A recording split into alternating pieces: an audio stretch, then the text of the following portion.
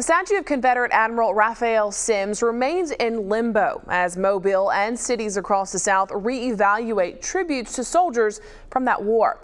But how much do Mobilians know about the man behind the statue? Investigative reporter Brendan Kirby has been digging into the history, and he joins us now live. Brendan, who was Raphael Semmes? Well, Shelby, Semmes was a controversial figure now, but that decidedly was not the case in June 1900 when the city unveiled the statue that would stand for 12 decades.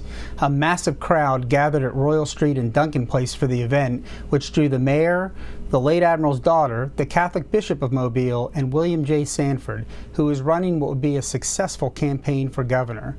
Perhaps foreshadowing the current debate, Sanford spoke of the importance of remembering Semmes.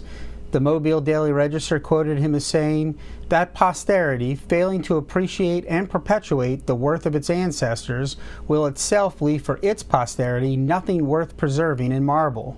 Who was Semmes? The details of his life fill 7 biographies.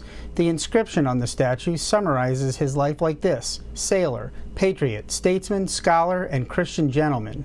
In reality, he was full of contradictions. He was a fiercely loyal Mobilian who was born and raised in Maryland and spent a majority of his life outside of Alabama. He was a slave owner who married the daughter of a prominent abolitionist from Ohio. He was a career naval officer who didn't merit much note until the war made him a legend. He spent the war sailing around the world looting Union vessels. He's been described as the most successful raider of commercial ships in maritime history. But it's the issue of slavery that has his place above the Bankhead Tunnel under fire. His views were conventional for the time, which is to say he supported the institution. He both owned and rented slaves, and although never a large-scale slaveholder, he supported the Southern cause in his contemporary writings. His writings also provide a window into how early Southern revisionism started. In his post-war memoir, he insisted the issue of the conflict was not slavery, but tariffs.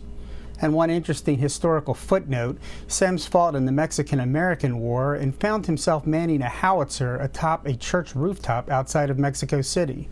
On the other side of that roof was a young Army lieutenant you may have heard of, Ulysses S. Grant. Reporting live for Fox 10 News, this is Brendan Kirby.